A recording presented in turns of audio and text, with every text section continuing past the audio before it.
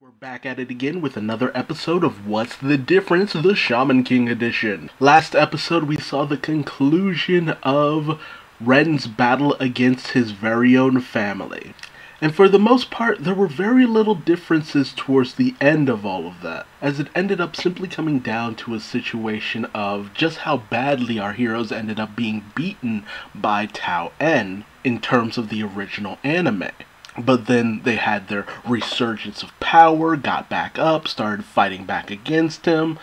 Big damn hero moments and all that good stuff. But for the most part, the differences were surprisingly negligible. But with these next sets of episodes that we move into, the shaman fight begins properly, as our heroes will be venturing into America, and the big bad of the series makes himself fully known. For the manga, we begin with Volume 9, Chapter 77, Voyage of the Shaman. For the 2001 series, we begin with Episode 25, A Shaman's Journey. And for the 2021 series, we begin with Episode 13, And How.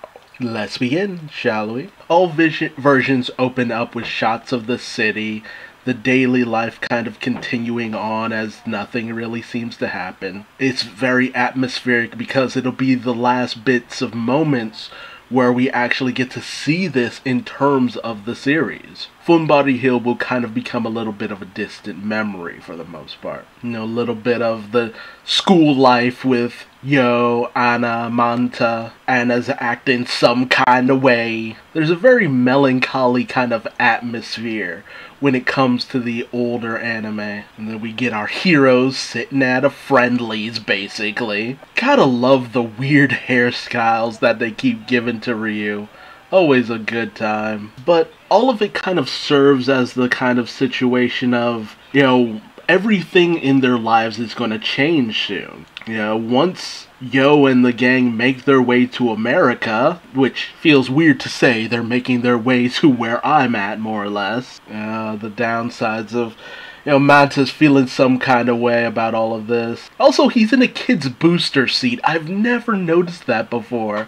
This poor guy. I mean, we got a lot of talk about how they feel about the fact that they'll be saying goodbye to the town for a little bit. And I do enjoy that the older anime does that in order to make sure that it's just like, look, these guys, this group, they're all friends. They're hanging out together, they're having a good time. Whereas the manga and the newer anime, you know, it's mostly Manta and Yo kind of hanging out, visiting various different places around Funbari. You know, Yo seems to be his usual kind of positive self, but Manta, he's still feeling the blues in this version as well. And Yo, he's feeling it too in certain cases. There is this ominous feeling in every version, but honestly, it feels like the newer anime kind of glosses over that a little bit in order to kind of push things forward as quickly as possible. Of course, we have Tamao cooking up a storm and all that good stuff. And I love the fact that whatever adaptation it is, Anna still continues to work on Yo's battle costume. Kind of like it symbolically being like the last thing she can really do for him before he makes his way to the actual shaman fight. It's a nice little detail that I'm glad every adaptation includes. That really is a core thing, and it shows that though she doesn't always outwardly show her affections towards Yo, she shows her care and love in different ways. It's sweet things like that it's just like, yes, please keep that in. Make sure you show that despite how much of a, well, no short terms bitch Anna can be at times, she's sweet and loving towards Yo in ways that, you know, we might never truly understand. Yeah, I do kind of like the idea of it being Anna and Tamoe to just talk to each other a little bit more about the whole situation, where she acts like she's indifferent towards it all. But I also do like this moment in the original anime where it's Anna And with Anna kind of doting over him in ways that she doesn't normally. Tomoe wanting to give him a lucky charm. Sweet little stuff like that. And honestly, I don't know if the older anime kind of went into a lot of the situations with the other characters, but they really kind of want to highlight the fact that everything really changes after this point. And I'm trying to highlight that as well. Everything past here changes. We don't come back to Funbari pretty much at all after this point. Except for a few times when we see Anna and Tomoe still back in Funbari and all that. We're done here. The place that kind of started everything off, that's essentially the end of all of this. And, do like these moments. The older anime is really trying to highlight that, Anna and Yo might never see each other again. I also think it's kind of interesting because the older anime didn't really highlight the fact that it was wintertime when it was supposed to be wintertime in the manga. They kind of switched up the seasons a little bit, but it kind of happens a lot with anime. And then you spend a little bit of time with Parika and Horo. We don't really, the manga is, of course, because we always have to have them in the bath or this or that. And then she starts crying about him leaving and all that. It's a very sweet moment. And then she gives him the artifact and all that good stuff. Something that she personally carved. I really do like that. We get to see a little bit of their sibling bonding and all that. Also, Horo with his hair down is amazing. I'm sorry. Horo always looks the best when he has his hair down. And the fact that the older anime deprives you of Horo with his hair down is a sin against nature. But again, these moments that highlight everything changes after this. A lot of these characters stop being relevant in any way, shape, or form. Honestly, this happens with a lot of series that run for a decently long time. Once you get around like volume 9 or 10, a lot of times the tone shifts and you get into the more standard of what a lot of people remember for the rest of the series. And now you get a little bit of the talk between Tomoe and Anna, a little bit more of her lamenting, again, building up the atmosphere of things. Interestingly enough, we also get a little bit of Calum and Silva, and they talk about how and all that good stuff. Again, building up how, something that the older anime really loves to do is just build up things. And then a little bit of Ryu and all that good stuff. How he's getting ready to head out as well. And the little goodbye note that he got from all of his friends. I love this sweet little gesture. They kept it the same no matter what version it was. It really is just a sweet note from all of the boys. It's just like, no, you don't get to change it because there's just so much personality in each of it. It's just like, you don't get to have Ryu's gang in the situation anymore. It's a very bittersweet goodbye. And the older anime even goes a step further and just has a little bit more of them just kind of talking it out. It gets a little sappy and all that. And a little bit of how Ryu feels about the whole situation. A little bit more of Manta and Yo hanging out, of course. Making this out to kind of be potentially the last time we see Manta in the series and all that. Despite the fact that we kind of started this series with Manta. He served as this kind of vehicle to the series in general, the world of shamans, and the idea of kind of not having him around for a while. It's a bittersweet moment. Play a little bit of the theme music. We never actually did see Ren during this montage in any other version except the older anime. So again, really building it up. It's still got that little bit of smugness going on. It's just like, come on, we spent so much time with these backgrounds and all that. No, we are showing off all of them. Every single one. It took effort. We are seeing all of it. And the new weapon that he has is like, hey, remember this? Remember, we have all this. All of this moving forward. Aww. Doesn't even... I don't like the fact that he's stiffed out on Tomoe's little meal and all that. That's a harsh one. That's mean. Like, they even have the music playing in the background. The older anime is really trying to make you feel something here. Like, there's a major friendship here. And there's a discussion that Amidamaru was supposed to have with Tokagero about fighting against your friends and all that.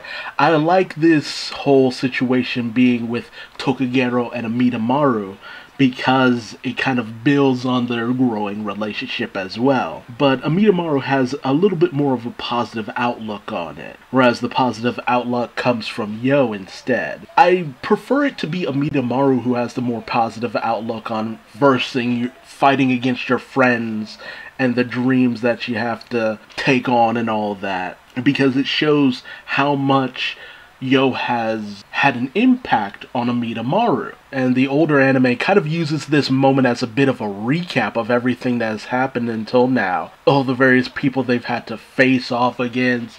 Like, remember all of this. And let's be real, all of this comes from the fact that this is episode 25. Most anime end at this episode, at least around this time.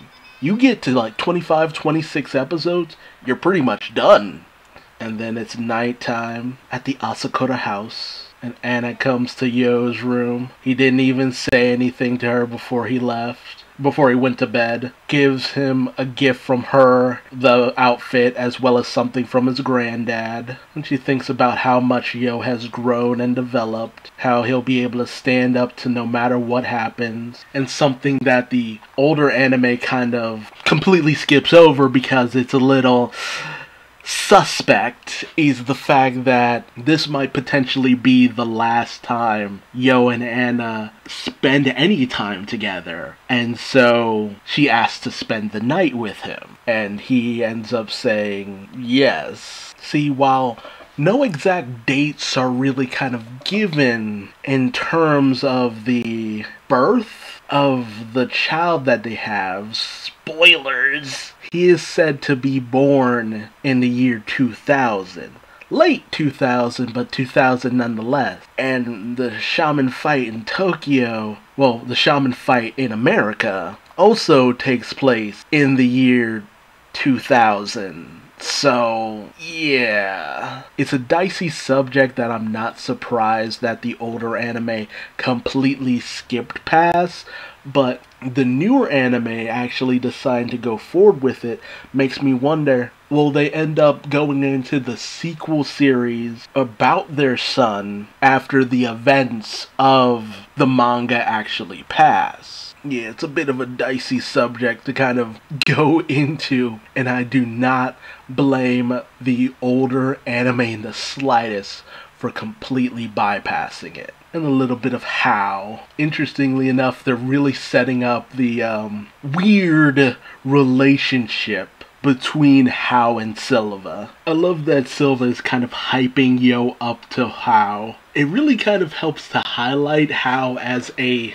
bit of a interesting wild card and everything. Ooh, yeah, they are very much setting up a lot of characters and the importance of all these characters as well. It's an interesting choice to make How such a prominent figure here, but, you know, that's just the older series really wanting to develop on that a little bit more. Everyone kind of meets up. I like that Tomoe at least got to give him the little lucky charm and all that. It's sweet. And bam! Everybody strike a pose as we head off. And with that, we enter into Chapter 78, The Future King. In all different versions, they all arrive at this air base, but in the older anime, they're actually hitching a ride on Tauren's private plane. It's just like, come on, don't rely on Ren for this. I like there being a bit of a festival going on too, with all the various different contestants, and you get to see a few faces that are going to become prominent going forward. You just don't know it yet. Some of these guys are fodder, some of these guys are going to be super integral to the overall plot. Something else that the other versions kind of skip over is the fact that this whole thing is kind of run by the patch in order to kind of gain some extra money for the most part. It really helps to kind of show that the whole shaman fight thing is a very integral part of the patch lifestyle, especially considering it only comes around so often, so why not make a little money off of it as well? Of course, Ren is here eating up a storm. It's a nice little moment, and the implications of what happened last night. Ren seems to have a sixth sense. It's just like, oh, I know you did the deed. And then everybody just kind of ends up hanging out. And then, boom, he's there, just standing in a field, being a creep. It's how. And he just arrives on the scene, talking shit. And he really starts talking down to them. And then, boom, he starts to fight them with his spirit of fire. It's unfortunate that they don't show off the spirit of fire from the jump, more or less. Kind of keeping him an ominous figure, even though we've already seen the spirit of fire in the older anime.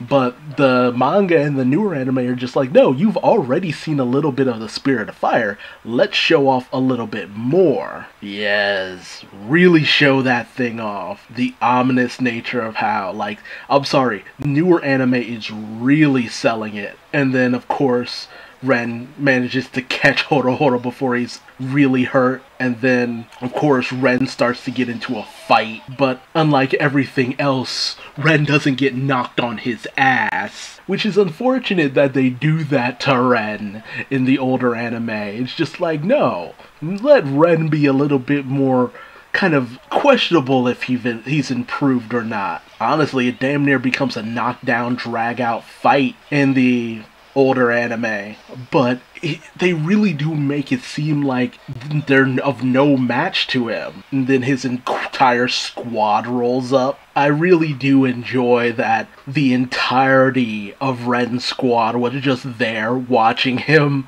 just basically kind of be a little bit of a dick. And then he just kind of sets off with the spirit of fire that kind of looks like a plane, giving this ominous warning to Yo and all that good stuff. I really do prefer what they do in the manga and the newer anime. And then Hao's ominous warning to Yo to become stronger and to survive as much as he can, win as many matches as possible for the sake of your future king. And he really makes them look like such scrubs in the older anime. It's one thing for him to at least catch Horo off guard, but the fact that everybody else actually went in swinging and they got completely decimated is very sad.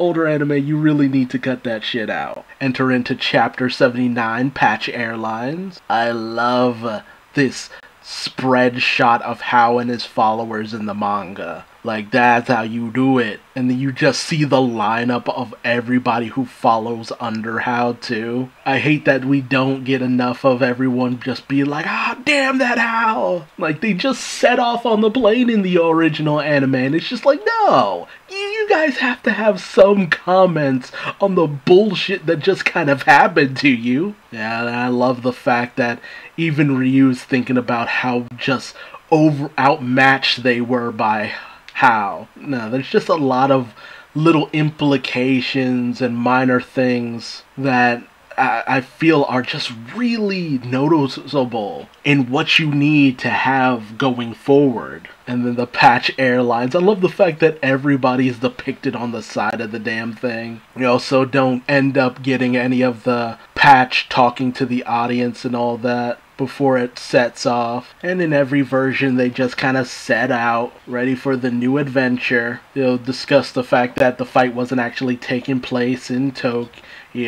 And that's where the older anime episode ends. The older anime then enters into episode 26, Big America, where somehow they're already in America because their plane got downed. I really kind of prefer the situation in the older anime, in the manga and the newer anime, where they have to share a plane with their enemies and all that good stuff.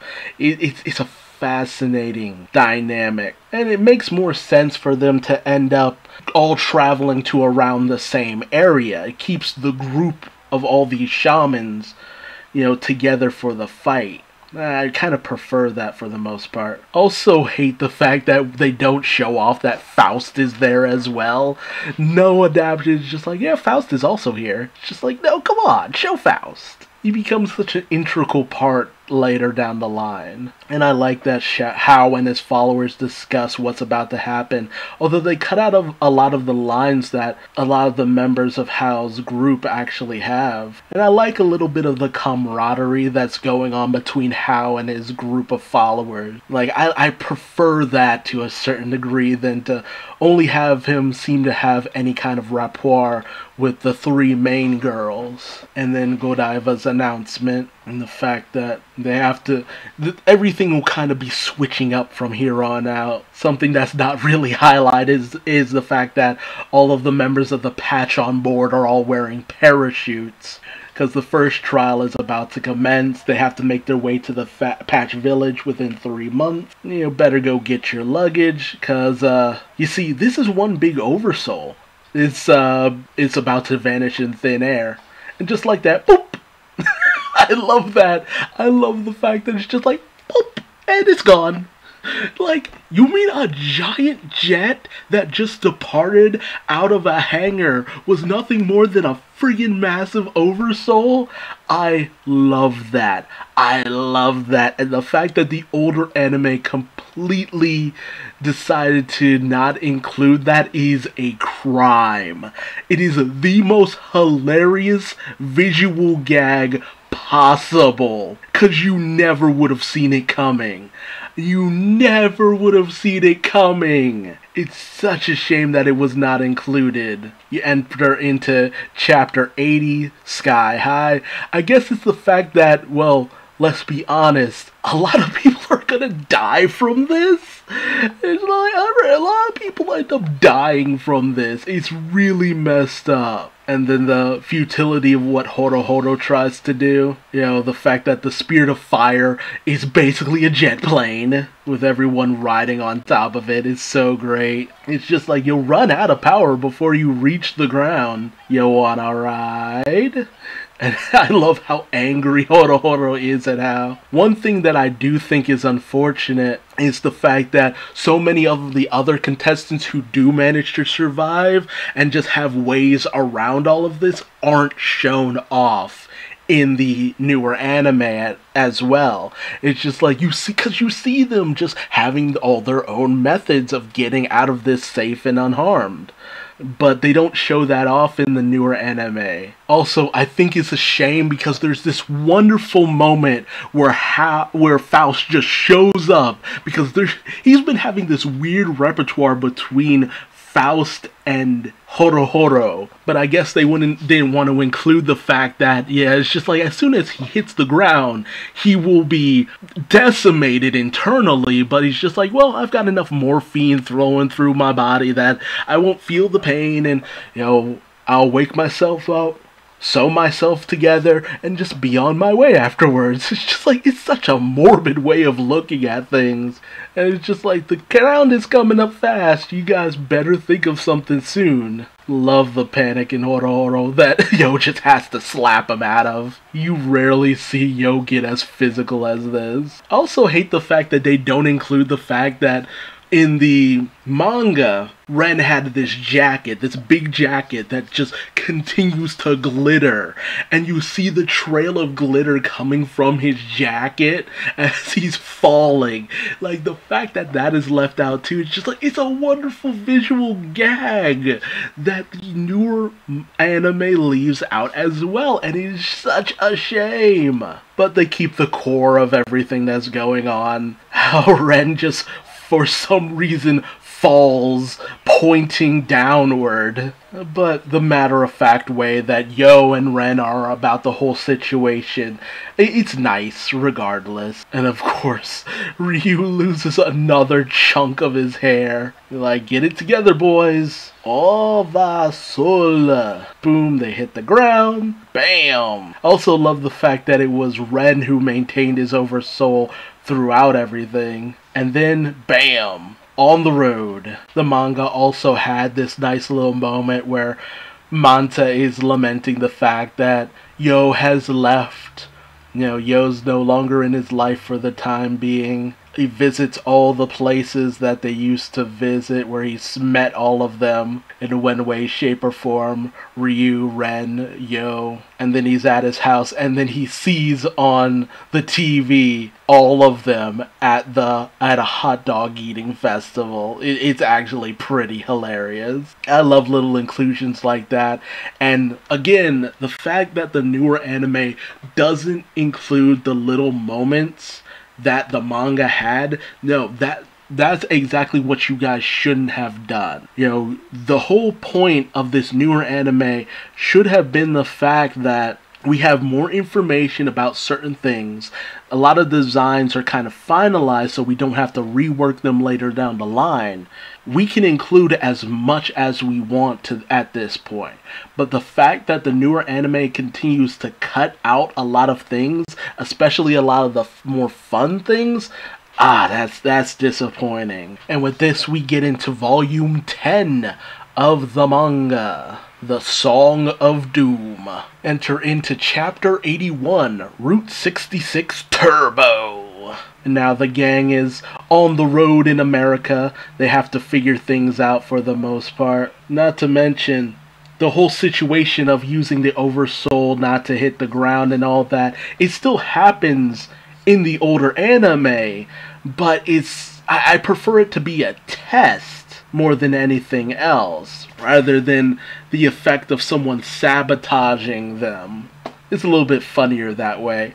Doesn't add any unnecessary peril. And they enter into this whole mystery of who was the one who sabotages their plane and stuff. They try to build a little bit more of the camaraderie between everyone too. It's interesting because they make it seem like it's just like, hey, we got you all the way to Tokyo just so you now have to travel from one side of the world to the other to get to the shaman fight. Figure that shit out. It's a little bit much. Whereas making the starting line one set of an area within at least around where Route 66 is, near enough to where the Pash Village should be. Now they have to figure things out. But, of course, now you kind of have to have the filler characters who had sabotaged their plane. Always makes me wonder, it's just like, why are we including these filler characters?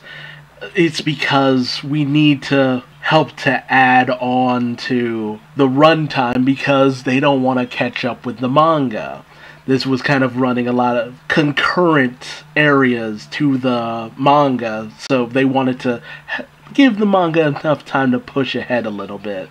Now don't get me wrong, it's not that I hate this Team Rocket-esque bunch of weirdos for the most part. They had their ups and downs. It's just, they weren't the most interesting gang of characters. They're just basically there to add on to a whole bunch of comedy relief. Gotta love this situation where Ren's actually impressed. Even in a desperate situation, Yo is able to check his surroundings and all that and spotted an oasis. It's nice, but it kind of underplays the power that Ren has. And that's how Ryu ends up losing that top half of his hair. Not in a desperate situation, but for a momentary gag. And then they get into a weird scrap all of a sudden. And you get to see their power on full display. And the fact that the others are just like, oh man, they look a lot stronger than we thought. It really kind of brings forward the question of it's just like, what? But were they not as powerful? Like, come on, guys. Do love the fact that at least a few of them are just like, we should be able to take this on. This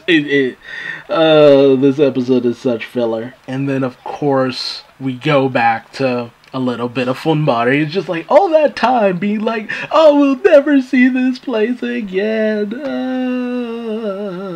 But no, we spend a lot of time just milling around with Manta and Anna. We're not trying to kick them out of the storyline just yet, although I do enjoy the thought of them at least trying to build on any relationship that Manta might have had with Anna, only for him to end up basically still being a gopher.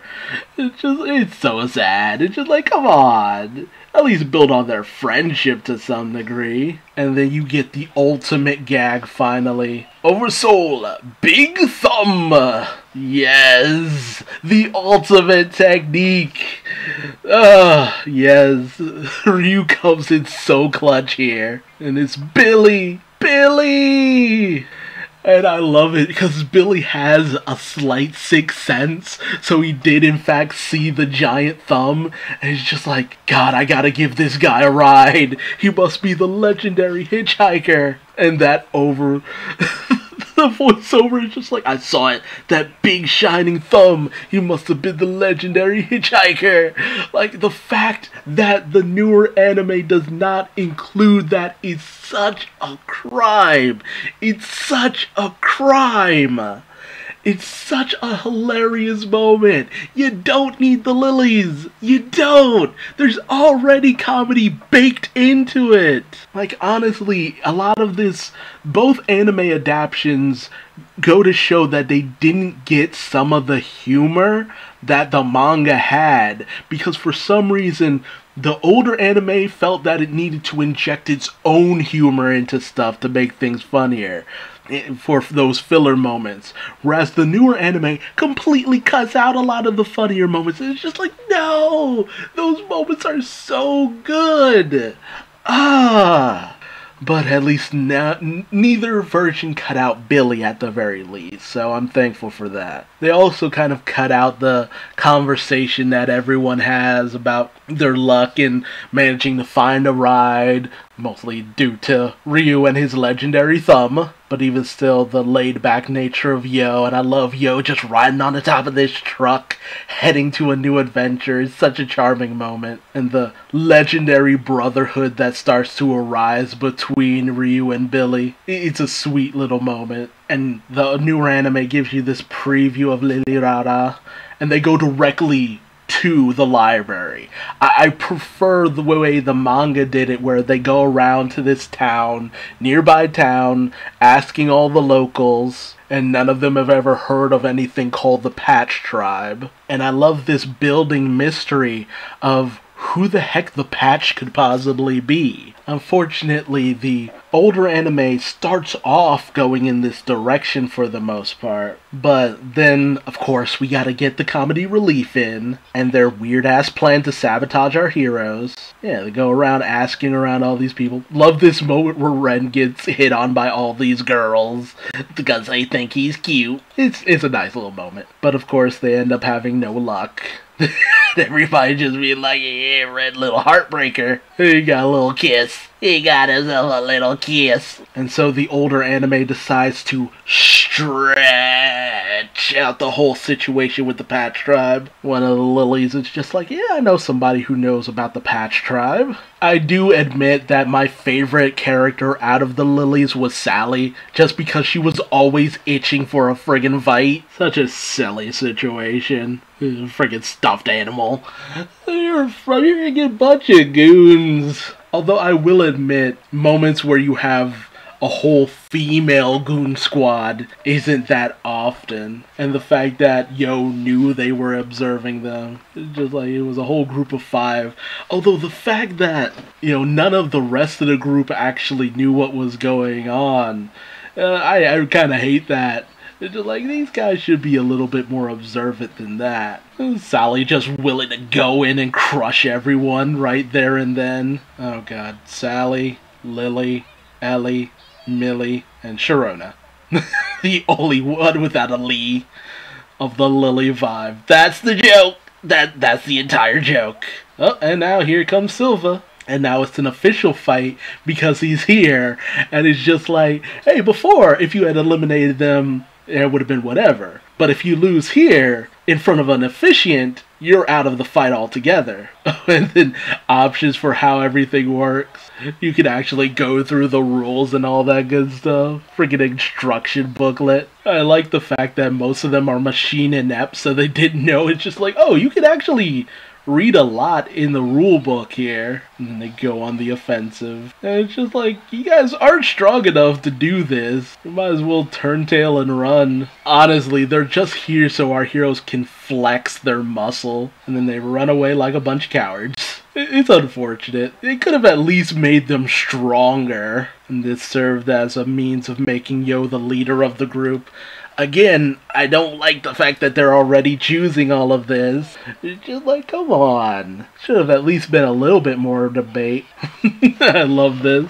So, I just love the fact that only Horo is fighting against it. And thus, once again, Ryu has to whip out Big Thumb. My only problem with the repeated use of this is the fact that it makes it seem like Billy's got nothing else to do with his life. And then the lilies continue to follow them because they're strong. And it's just like, oh, okay, we'll just stick in the shadows. We'll be able to at least reach the Patch Village with less difficulty. Makes a little bit more sense. And then you get the moment of Yo riding on the roof of the car and all that. Nice little moment. Where it's just like, we'll know when we get there. Everything will work out fine. Though I will admit having the lilies kind of along for the ride to a certain degree is a little charming. However, because of the nature of everything going forward for the most part, I kind of have to jump ahead, because they decide to introduce a character in the next episode who isn't supposed to be introduced just yet. Now, we end up in episode 38, which is well over 10 episodes later, and we also end up with a new member who hasn't been introduced to the group as well. This is episode 38, titled The Legend of Seminoa, or The Song of the Seminoa. And whereas in the, manga and the anime, they head to the library. And I love the fact that they don't mention this in the newer anime, but they talk with a guy who knows a lot about very different Native American tribes. Oddly enough, it ends up being a white guy, because that's how that goes sometimes. But he does end up kind of recognizing a tale of something called the Patch in a song of the Seminoa, a folk song, and it's this song of death and destruction for the most part. It's actually pretty fascinating about this demonic entity who lit various Patch tribes on fire, different Seminoa tribes on fire. Beware these devils. It's an ominous warning about the Patch tribe, and it brings forward a lot of questions as well. And it brings forward the question if the Patch are evil or not. Unfortunately, they also skip over having them know anything about Lilirara. Well, the one guy telling them about Lilirara, as she's a member of the Seminoa, and she lives on the outskirts of town, she'll be able to tell you more. They completely gloss over all of that. And the question of whether or not they should condemn Silva and all that for what they did, the potential hand they had in destroying an entire tribe. They just instantly seem to know something. Meanwhile, in the older anime, it's actually Chocolove who knows something about the situation. He had heard about the Seminoa, the legend of the Patch. It's just weird to jump ahead to having Horo and Chocolove being involved with each other so soon. And then you see the lilies, and Chocolove already knows all about Lilirara. And instead of Lilirara just kind of approaching them at the library, they actually head to Lilirara's house. Although, the fact that they were told about Lilirara and where she lived, it kind of makes more sense that they would head to her house to a certain degree, but because of the nature of Lilirara, it also makes more sense for her to approach them. And she ends up telling them, you must leave, go back home, go home or I will kill you. And she tries her best to ward them away from the shaman fight and shamans in general. She tries her best to convince them that the Patch tribe are a bunch of devils and warn them away from the whole situation with the shaman fight. And she intends to basically show them exactly what happened. And then you have the various different dolls that she sets upon them. You have an extra one too because of the fact that you have the involvement of Chocolove. And as Ren attacks one of them, out comes one of the Seminoa, who takes off Ren's arm, his leg, and then all of them end up getting attacked in various different ways. It's a bloody affair, only for them to be perfectly fine the next moment. It's some wild shit. It's just like, ugh, weed is a hell of a drug. And you get to see that they experienced a vision of the past, the pain of the Seminoa, that their memories had flooded into them. But Yo wants to know more about what happened. I want to see it with their own eyes, exactly what happened. So she decides that she'll show them the tragedy that happened 500 years ago. And then you get into chapter 83, the Destroyer stands waiting. So they all end up in the ancient land of 500 years ago, the Rocky Mountains. They're in the memory of those Samoa warriors all that time ago. Unfortunately, we gloss over all of their names in both anime adaptations. The fact that these warriors are traveling to their deaths. They're about to meet this great destroyer. And she tells him of the fact that there was something fishy about the whole situation when the patch came to all these people, and it seemed like they intended on creating an entire kingdom of Shaman only for Shaman, seemingly to wipe out the rest of the normal humanity and all that good stuff. So naturally our heroes are having a hard time believing in any of that. Unfortunately, they come upon a man who looks just like Silva, and you think, oh, he must be a descendant of Silva. But the Samoa weren't really down with what past Silva descendant was putting down, what the Patch tribe were trying to do. Felt it was kind of fishy. Something's not right. You know, to wipe out all of humanity is just like, yeah, no. And they feel betrayed, like, we're not going to help you just wipe out all these people. You've given us false pretenses and all that. Nah, that's not how this is going down. So they went on the attack, only for them instantly to start getting slaughtered. And, you know, one by one, everybody else starts getting taken out, with only Ren and Yo still being left for the time being. And then even Ren's spirit gets taken out, leaving only one person left alive. And he tries his best to convince this one guy to cooperate with me, but he doesn't. And so he sicks the spirit of fire on this guy, wiping him out entirely. And the warning that this person had given that he will be the future Shaman King. But everybody realizes something's not right. The spirit of fire, that person, that was How. They realize something's not right. The guy you spoke of, he's already back, but in the body of another. And that strengthens the resolve of everyone. And they realize because of the Furyoku, that was definitely How in the past. It's a reincarnation. She tries her best to dissuade all of them, but that just strengthens Yo's resolve. We then enter chapter 84, Lilirara's fate, but she's not willing to help them or anything like that. In the older anime, she just keeps showing them the same devastation over and over again to get them to give up. But in the manga and the newer anime, she just isn't going to let have any information. In fact, they actually use the memories in order to try to figure out where the Patch Village is, which is actually pretty intense. I actually kind of loved that moment in the older anime. And whereas in the manga, you actually get to learn a little bit about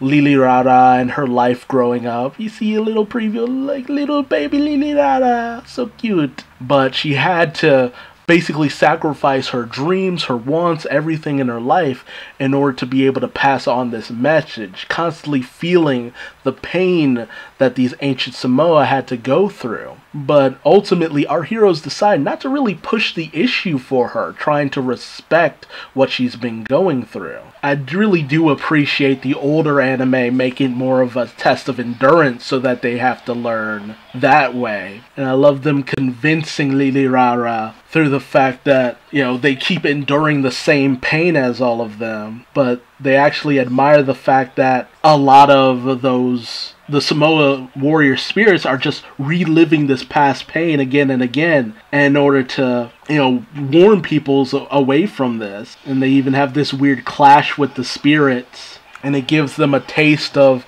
these guys, they were powerful and even they couldn't stand up to the force that was Hao.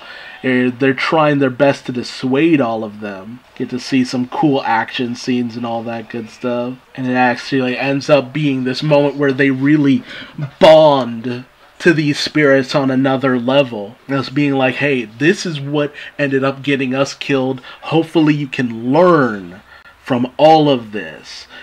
Surpass us, go beyond us, manage to take this guy down, understand just how terrible this person Hao actually is.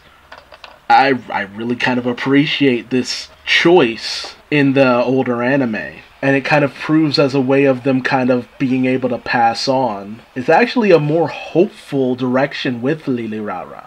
Whereas in the manga and in the newer anime, they end up being encountered by these other shaman who try to pick a fight with Lilirara in order to get the information out of her. There are a bunch of shaman fight contestants trying to force her to give them information, but everybody else is willing to defend her because that's her right not to want to give them any information. But as everybody gets ready to throw down, Horo is the one who feels the worst about this and actually manages to one-shot all three of these scrubs, with his dream being to create this field of flowers and leaves and stuff like this. And I love that Lilirara gets such a kick out of all of that. It's actually a kind of cute little moment. It's sweet.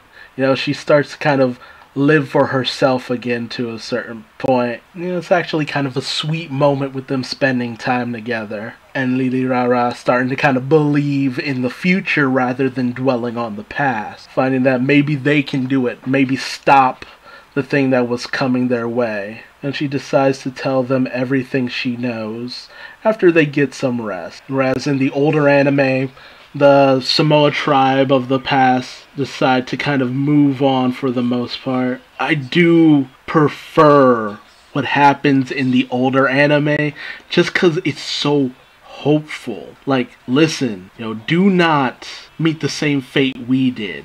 Move forward, surpass Hao, defeat Hao, and avenge us in some way, shape, or form. They're finally able to kind of move on, whereas Lilirara starts to have a little bit of a existential crisis for the most part. But they try to convince her, you were a kind of guide. You were doing something good. You were weeding out those who would not be able to stand against Hao in the future. But you were actually helping to find those who would have the power to actually defeat all of them, to stand against Hao, to have a fighting chance. And she still ends up laughing at their dreams for the most part, but still finding it kind of wonderful. And so they all head out. It's really a sweet moment in the older anime. Unfortunately, in the manga and the newer anime, while she does have a lot of hope, think that maybe there's some promise for the future and all that, and she even starts to think of maybe telling all the other participants coming through, everything takes a darker turn, and Hao enters the picture. I always hated this moment, whether it be the manga or now in the newer anime. The direction that things take for Lilirara is just so unfortunate. Chapter 85, The Flames of Ambition. With Lilirara having no choice but to just wonder what exactly is Hao.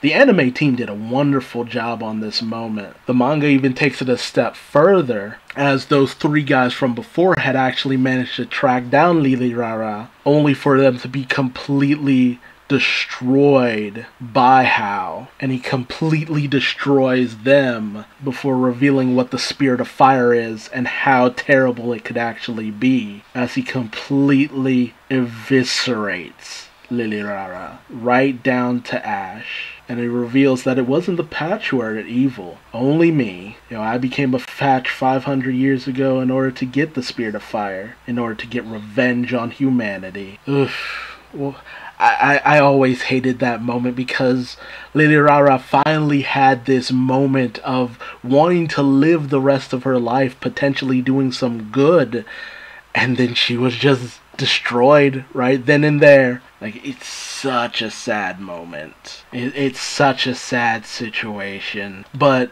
this moment with Lilirara, how it's just like, no, I don't want you telling more people about where this village is or anything about my past.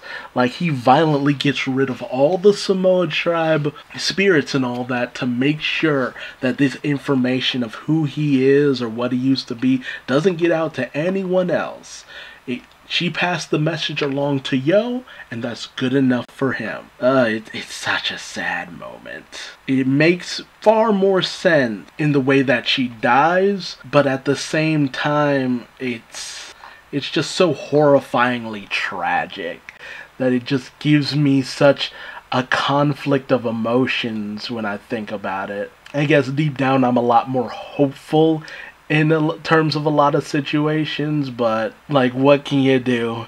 If it drives the story forward, I guess it's better that she does end up dying, but it's such a sad situation that it's hard for me to be completely okay with how everything turns out. So tell me your thoughts in the comments section below. Which way do you prefer things? Do you think it was better that Lilirara ended up dying in order to highlight just how evil How actually is, as she was only just there to be a message to Yo, more or less? Or do you prefer that things stay hopeful for her, and that ultimately she saw the depths of the strength of our heroes, and things kind of wrapped up from there?